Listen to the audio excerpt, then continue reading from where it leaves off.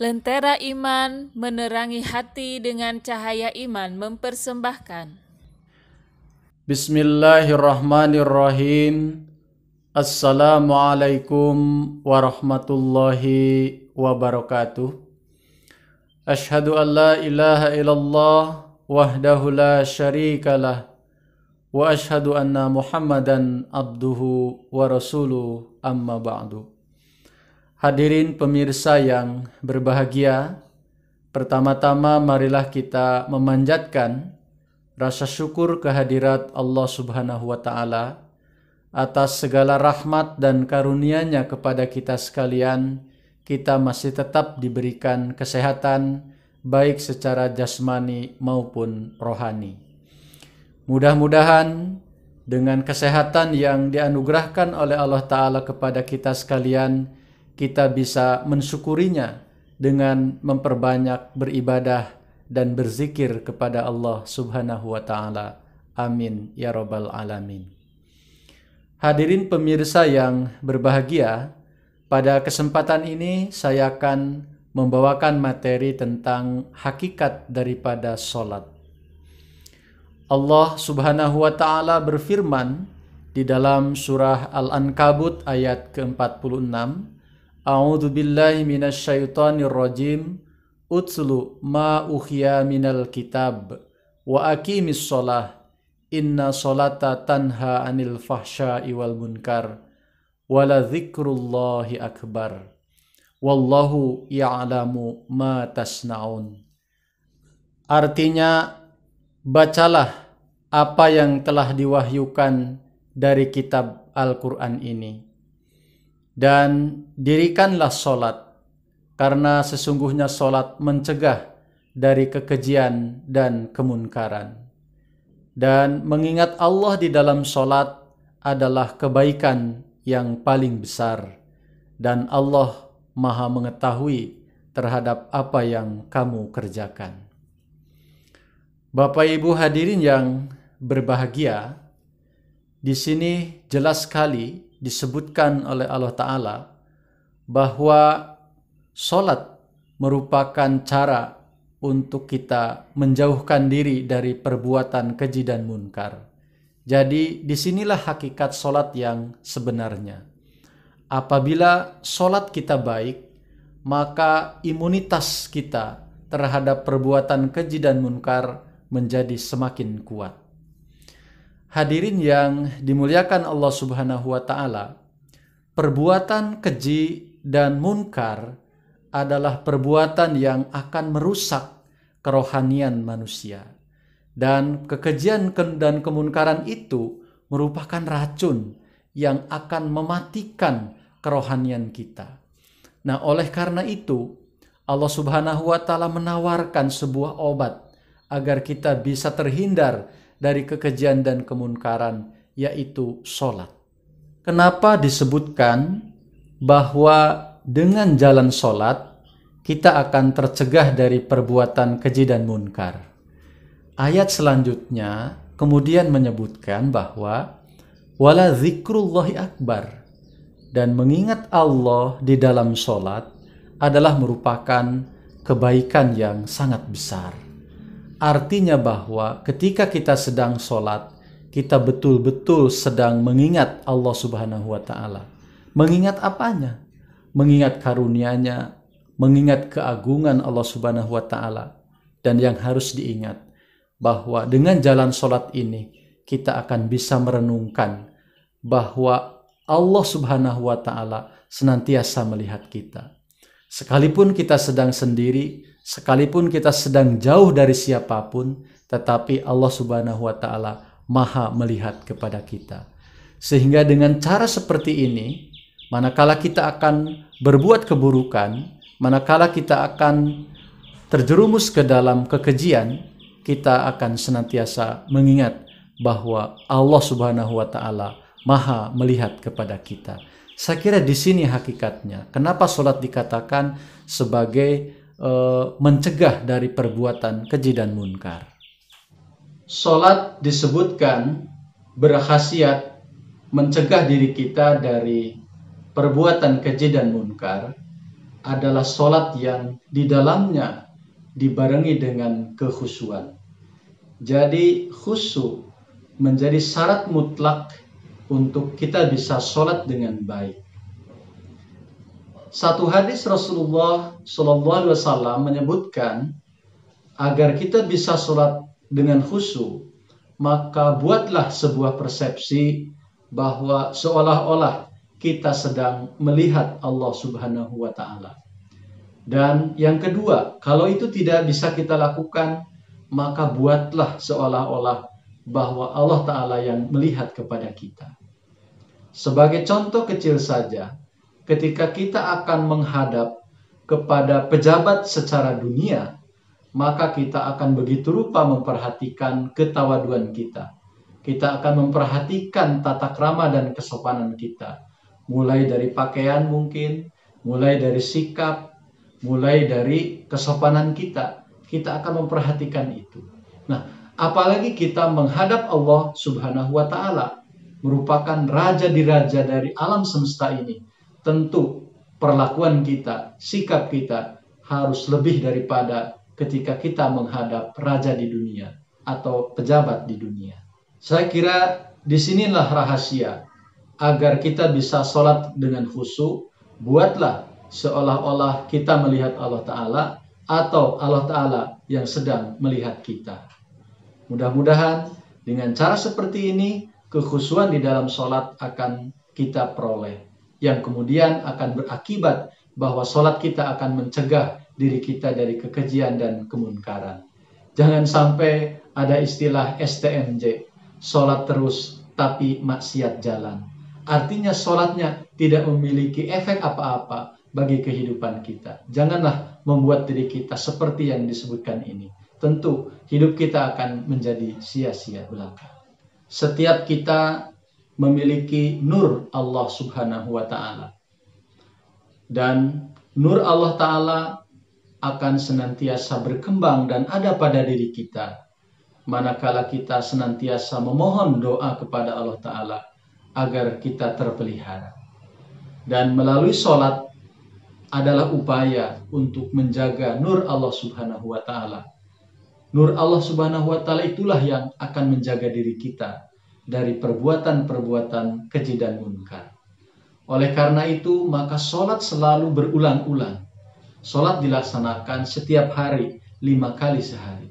Sholat yang akan tetap memelihara dan mengembangkan nur Allah Ta'ala di dalam diri kita adalah sholat yang dipenuhi dengan kekhusyuan, dipenuhi dengan ketawaduan, dan hati yang luluh hancur ya di hadapan Allah Subhanahu wa Ta'ala.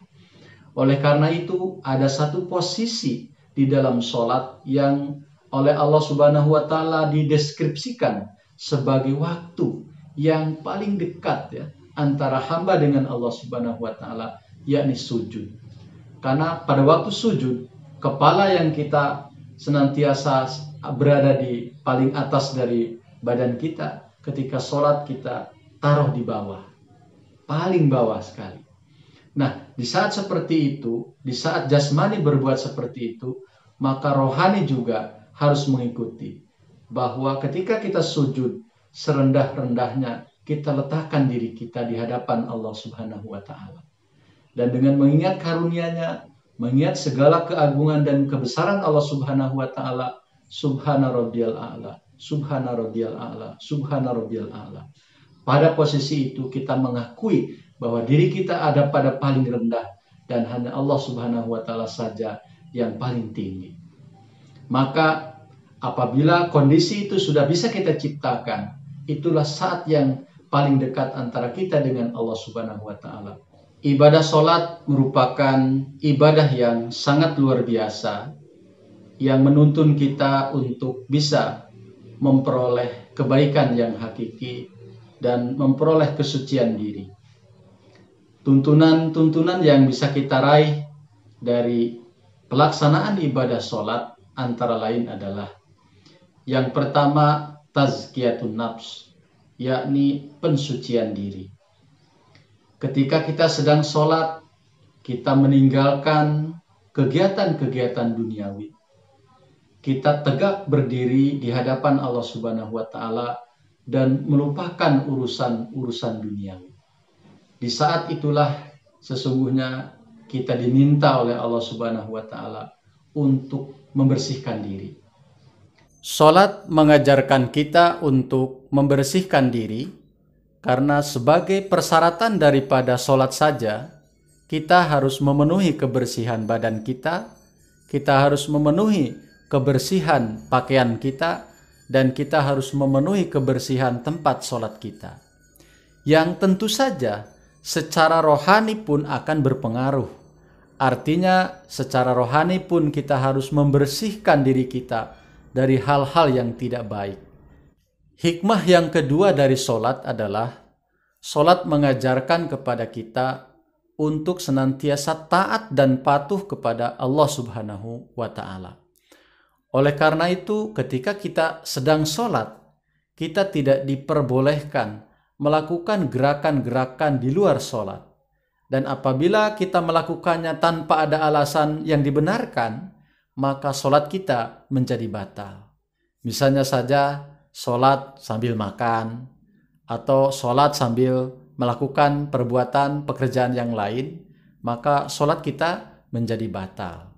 Artinya apa? Di sini kita diajari untuk senantiasa taat kepada Allah Subhanahu wa taala, untuk senantiasa patuh kepada apa yang diperintahkan oleh Allah Subhanahu wa taala.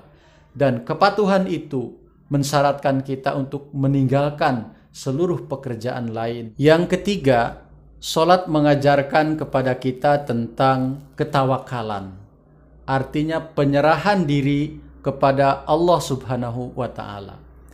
Penyerahan diri yang benar, Al-Qur'an menyebutkan bahwa fa idza azamta fatawakkal 'alallah. Apabila kalian telah maksimal berusaha, fatawakkal 'alallah, maka bertawakallah kepada Allah Subhanahu wa taala. Artinya tawakal yang benar bukan serta-merta kita menyerah kepada Allah Subhanahu wa taala ya tanpa ada usaha. Justru tawakal yang benar adalah usaha secara maksimal, baru kita berserah diri kepada Allah taala. Dan berserah diri kepada Allah Subhanahu wa taala yang paling tinggi ada di dalam salat.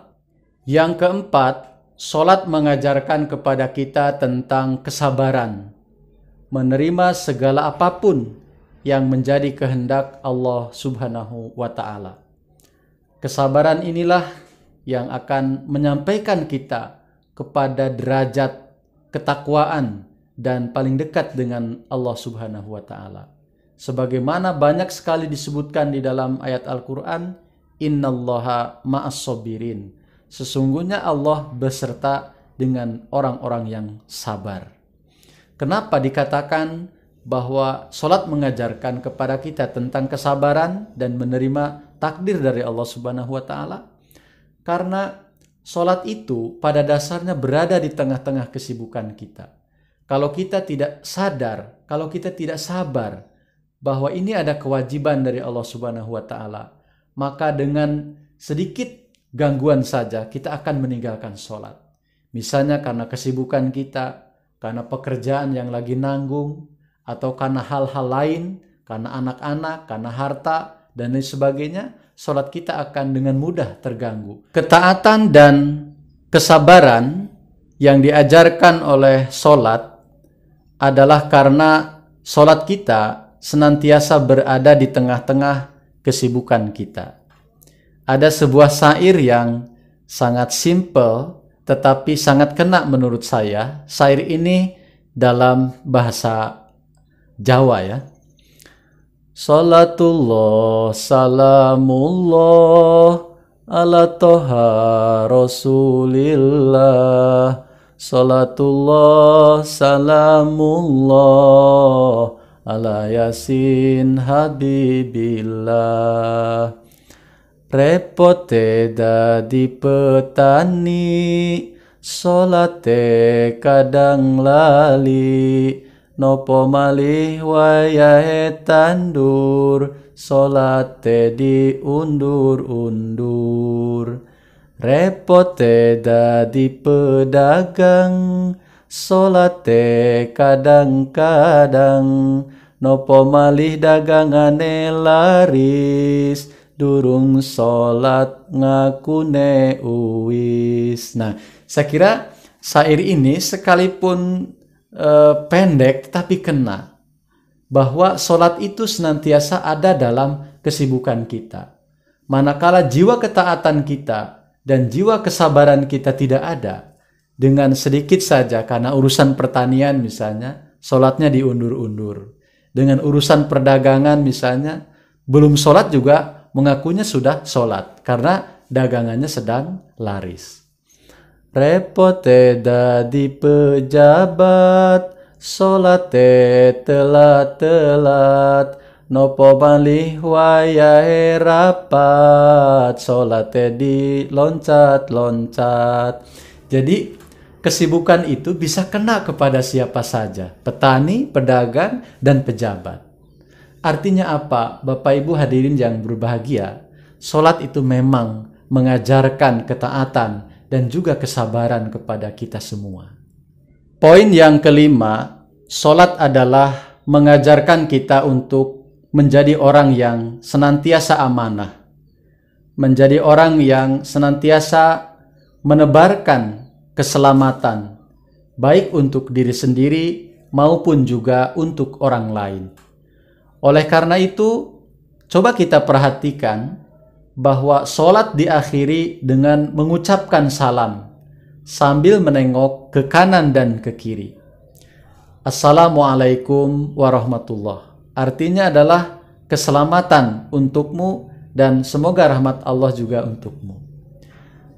Artinya bahwa dari rangkaian peribadahan di dalam salat itu, akhirnya atau ujungnya kita harus mampu menebarkan keselamatan kepada orang lain. Baik orang yang ada di kanan kita maupun orang yang ada di kiri kita. Orang yang sepaham dengan kita dan orang yang berlainan paham dengan kita. Tetap semuanya harus mendapatkan keselamatan dari kita. Karena itu sangat tepat disebutkan di dalam hadis Rasulullah SAW, al-muslimu man saliman nasa bilisani wayadi. Bahwa dikatakan sebagai muslim sejati, ialah ia yang bisa menyelamatkan saudara muslim yang lainnya dari kejahatan lisannya dan kejahatan tangannya. Yang keenam, salat mengajarkan kepada kita untuk senantiasa mengingat Allah Subhanahu wa Ta'ala. Tadi sudah disebutkan di dalam Al-Quran surah Al-Ankabut, wala dzikrullahi akbar. Dan mengingat Allah di dalam salat adalah kebaikan yang paling besar. Karena apa? Karena segala sesuatu yang ingin kita raih, segala sesuatu yang ingin kita capai, maka mutlak doa diperlukan. Dan doa dipanjatkan adalah hanya kehadirat Allah Subhanahu wa Ta'ala. Doa mengajarkan kepada kita bahwa di dalam setiap kesulitan kita harus senantiasa ingat kepada Allah Ta'ala. Salat mengajarkan kepada kita, sekalipun kita ada dalam kegembiraan, jangan lupa untuk mengingat Allah Subhanahu wa Ta'ala. Oleh karena itu, di hari kebahagiaan sekalipun, misalnya hari Idul Fitri, Idul Adha, itu kan hari-hari kebahagiaan. Umat Islam diingatkan untuk senantiasa mengingat Allah Ta'ala. Maka di kedua hari raya itu ada sholat sunnah tambahan. Semata-mata agar kebahagiaan kita tidak lepas. Agar kebahagiaan kita tidak hanya bernilai secara duniawi, tetapi ada juga nilai kerohaniannya. Yaitu kita tetap mengingat Allah Subhanahu wa Ta'ala dalam keadaan suka. Begitu juga dalam keadaan duka. Senantiasa mengingat Allah Ta'ala adalah mutlak bagi kita, dan sholat mengajarkan untuk itu. Yang ketujuh, sholat mengajarkan kefanaan kepada Allah Subhanahu wa Ta'ala.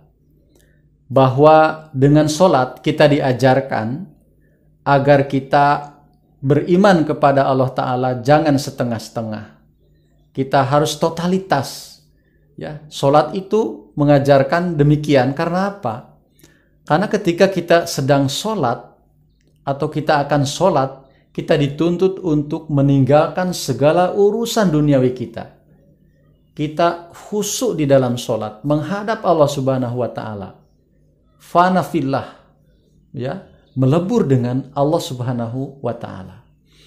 Oleh karena itu, Hazrat yang mulia Rasulullah Shallallahu Alaihi Wasallam sedemikian rupa disebutkan dari keterangan Hadrat Aisyah bahwa ketika sujud Rasulullah Shallallahu Alaihi Wasallam sedemikian rupa menangis di hadapan Allah Ta'ala sambil berdoa, Allahumma ati nafsi taqwaha wa zakkaha wa anta khairu man zakkaha.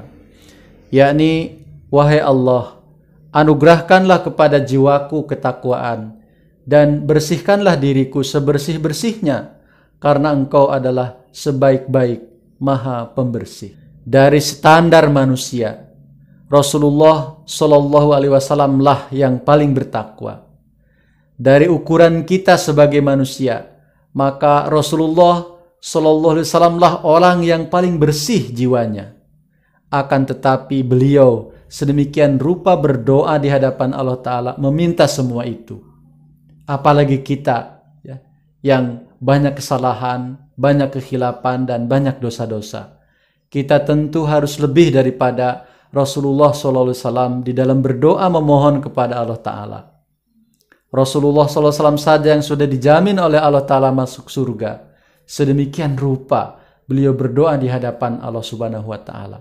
Tentu ini memberikan teladan kepada kita. Inilah 7 pelajaran yang bisa kita raih dari menjalankan ibadah sholat.